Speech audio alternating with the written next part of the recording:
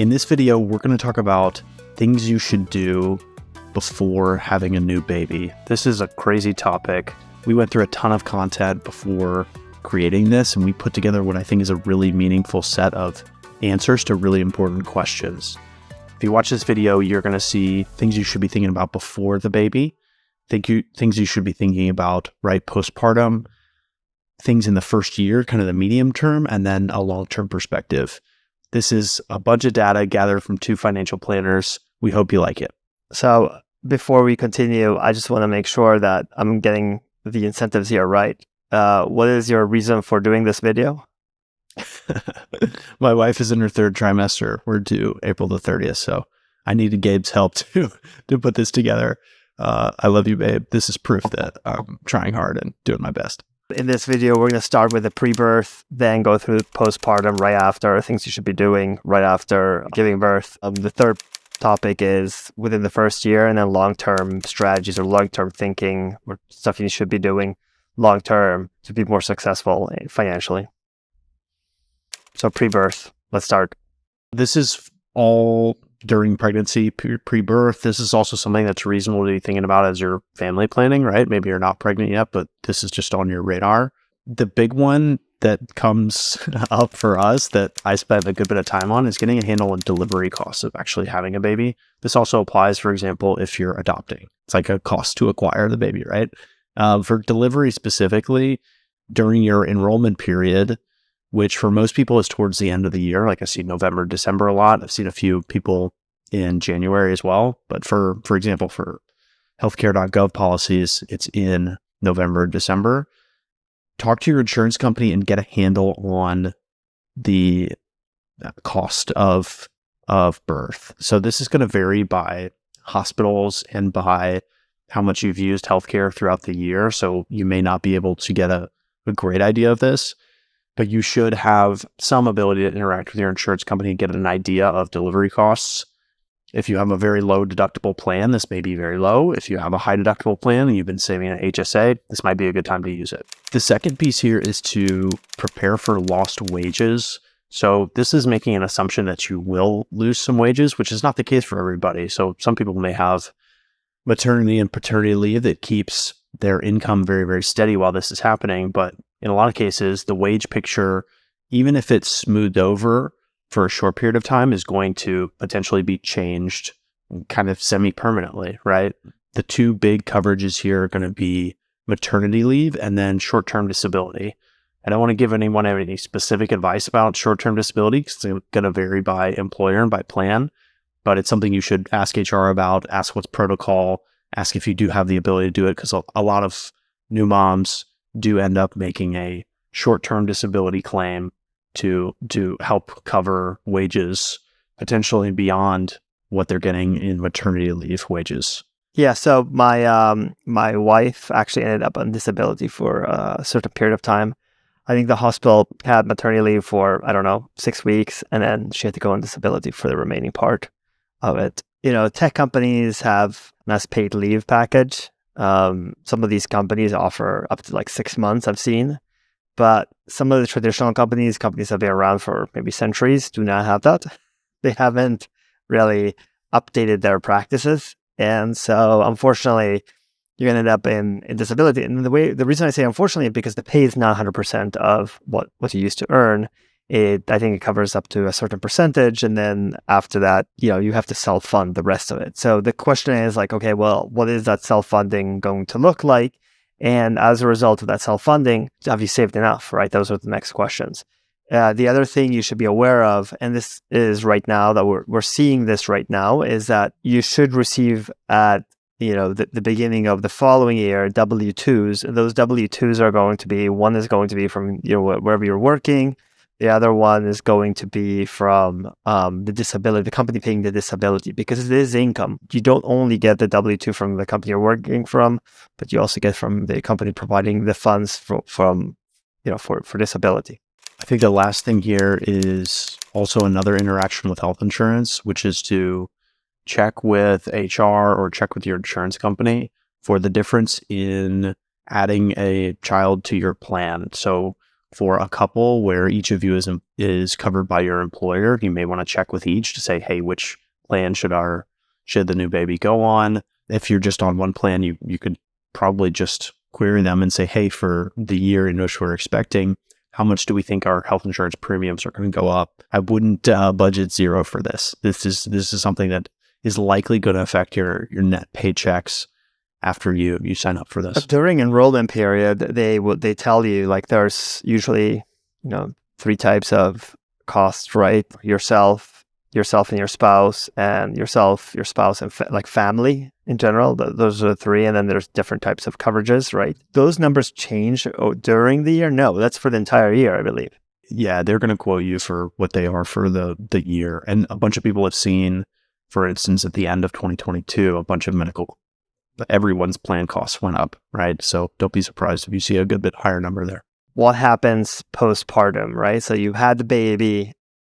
What's going to happen right after or shortly thereafter? So you're at the hospital. Everything hopefully went well. Delivered the baby. You're having a discussion around the name of the baby. Once you've settled on a name, the hospital is going to give you probably some forms to fill out, like what's, around the birth certificate. When you fill out that paperwork, the hospital usually sends that in, and in the mail, you'll receive a social security number. If you haven't decided on a name, I think those forms, you take them home and you send them via mail yourself. Obviously, enroll the baby in the healthcare plan. I think you have up to 30 days, if I'm not mistaken, to enroll someone into a healthcare plan postpartum, right? So you have 30 days to contact your HR and to add that person's name in there.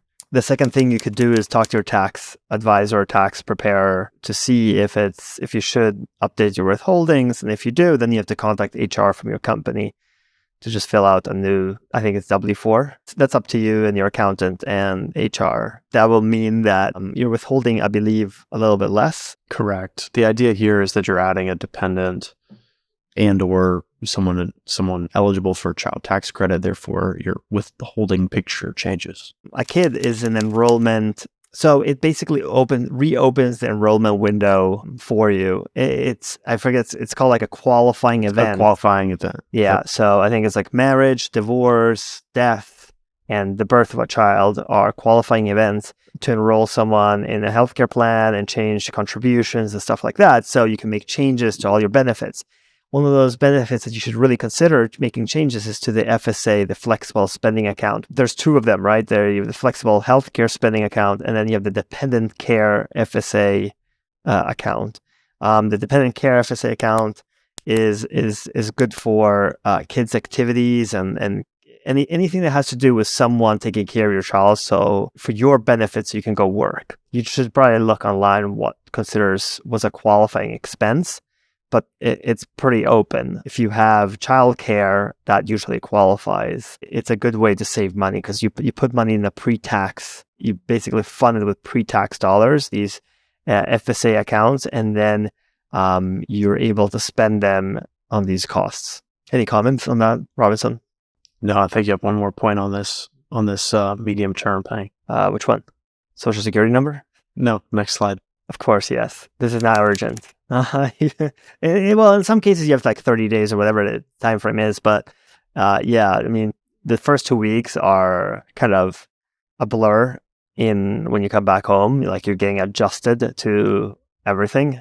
If it's your second child, you'll find this way more relaxing. Do what you can, make a list of things you need to do, and then just tackle them when you have time. All right, next one. I'm gonna read off Gabe's excellent research on this one. We could call it medium term, we could call it the first year, but this is stuff that really is immensely practical and hugely important for the first year of having a kid. So the first one is beneficiaries.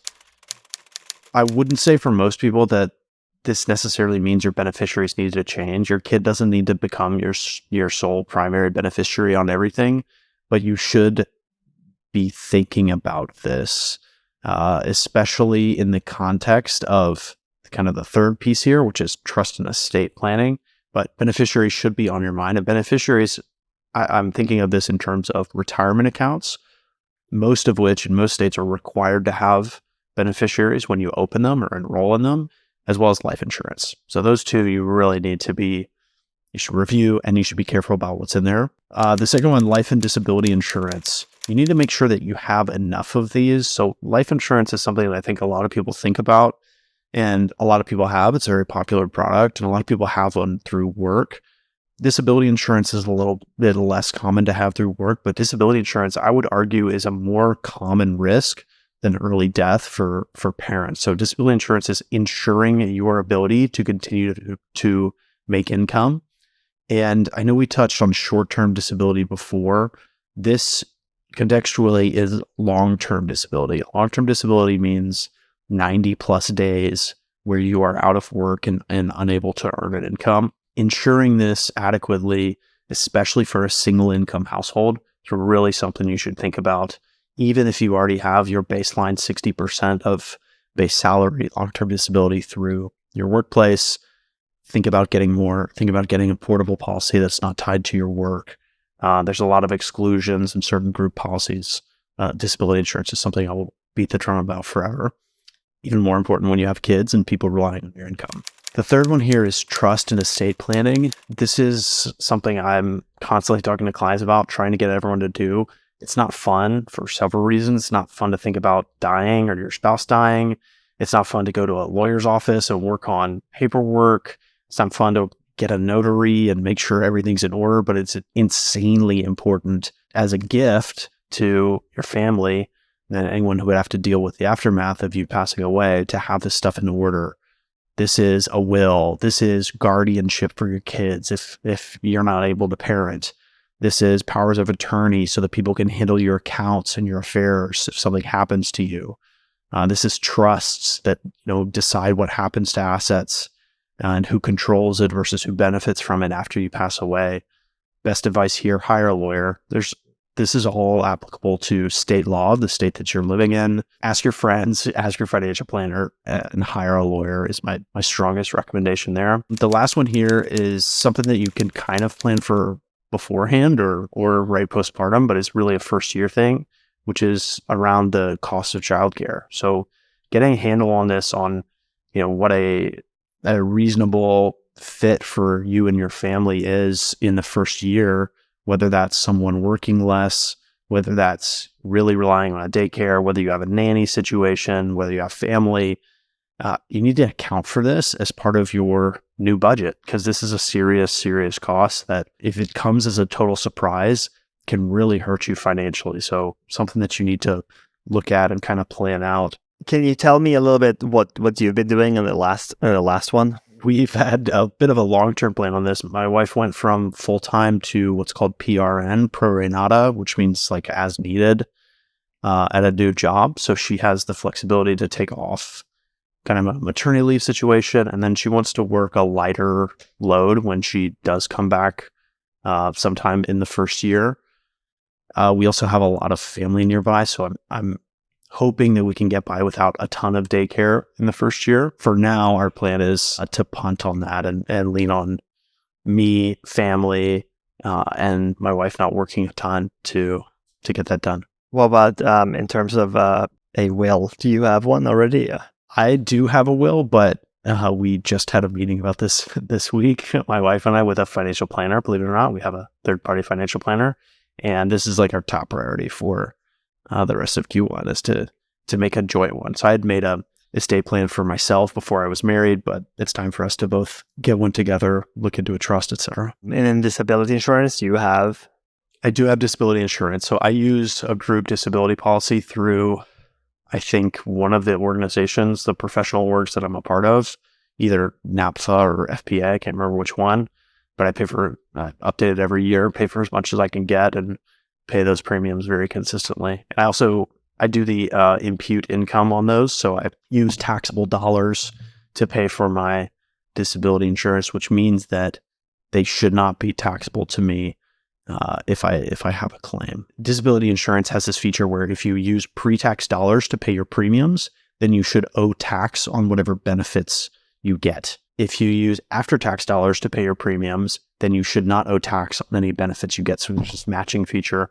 In my case, I thought it was more practical to pay the premiums with after-tax dollars because the premiums to me are so much smaller than what the potential benefits would be. I'd rather not take the tax benefit now for a later potential tax benefit if I ever have a claim. And for those people who say, oh, I don't want to pay premiums for insurance, blah, blah, blah, I think I'll be fine. What do you say to those?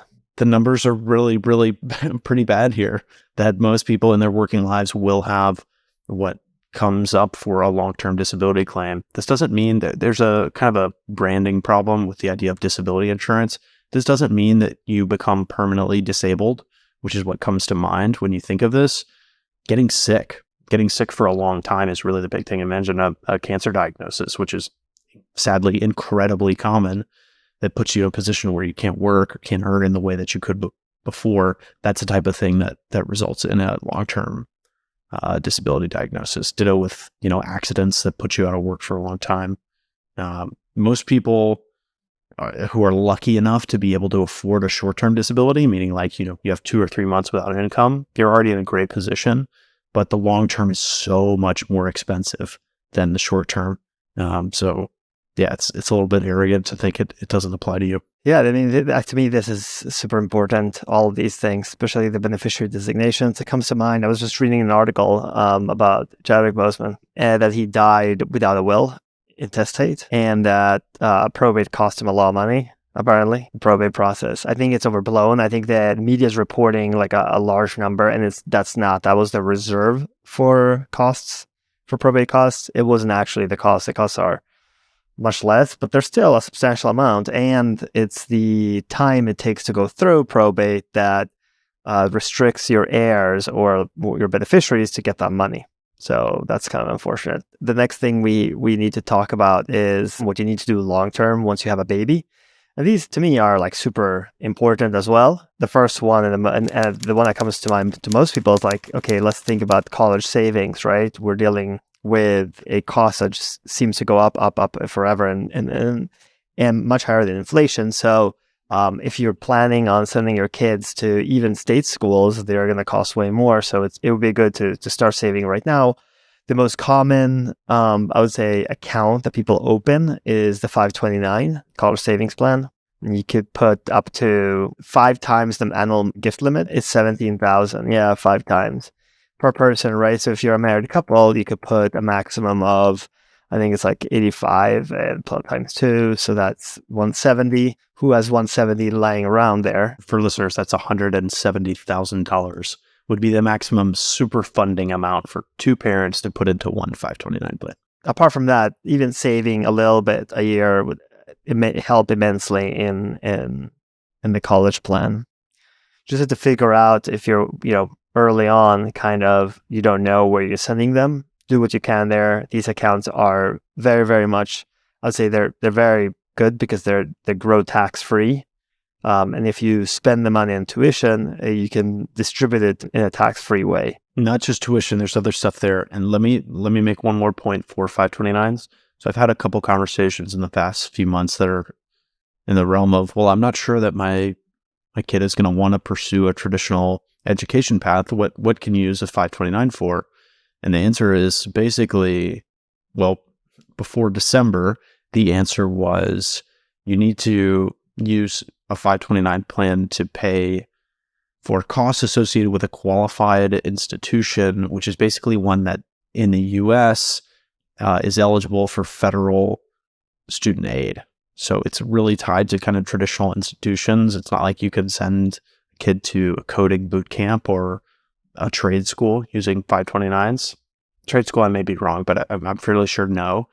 But with the Secure Act 2.0, we have a big advantage, kind of an escape hatch for 529s, where for each beneficiary, you could take $35,000 as long as the account has been open for that beneficiary for 15 years.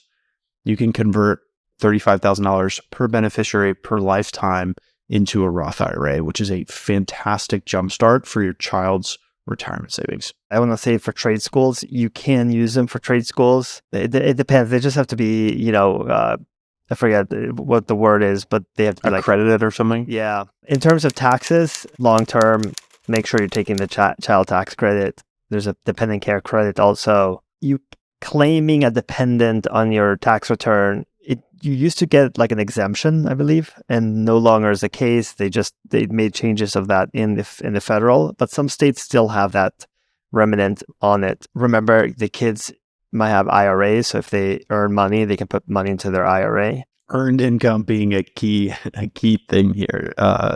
Infants and toddlers, it is pretty ridiculous to say that they are eligible to legitimately earn income. There are cases where they could earn income. It's just not much, right? Like, you can actually, if you have a website of your business and you hire a photographer and you list your child as a model, you just have to figure out what is the average pay for a typical model, and they can be working as a model. That income that they're making, you could just put that into the IRA. That leads me to the last point, hiring your kids as an employee. When they become a little bit older and they can perform certain duties, you can hire them if you have a business, a family business. It's very easy. Otherwise, you have to look into it. But in some cases, you can hire your kids as an employee doing certain business stuff. And whatever they earn, if it's below the deduction, they pay no taxes. Say that in terms of dollar values. The standard deduction is what in 2023? In 2023, $13,850. If they earn that amount or less, they would pay no taxes because the standard deduction would wipe it out. They meeting the kids. So the last point here is just keep your finances healthy. Track your spending. Those are the two biggest things. Make sure you're earning more than you're spending. I know it's like so basic to say, but believe me, there are tons of people that when they have babies, their spending just unfortunately grows in an uncontrolled way. And it's hard. It's hard to say no when a kid needs something. Plan ahead. Make sure you're looking at all the options. But above all, make sure you're saving for your own retirement. The best gift that you can give your kids is when you retire, that you can take care of yourself. It becomes very difficult for your children if they have to, support their kids and their parents, right? They become sandwiched between two generations. That's well said. Retirement savings, trying to stay cash flow positive. I know this can be a challenge. This is not supposed to be just an easy brush by this and say, oh, anyone can get this done. This is a challenge, but is incredibly important and shouldn't take a backseat to very much. Your kids will hopefully eventually grow up to be able to be grateful for this. Here's a question for you. Are you using 529 plans for your kids? I have both of them open. I funded both of them. I tried to fund $10,000 a year for each one. It's at the lower limit of what it's going to cost, but I think what I should be funding. My hope is my kids, both of them go to college. My hope is I'm able to pay for their education. $10,000 each is a lot of money. Very ambitious, but it's surely a good long-term plan. So I'm glad to hear that.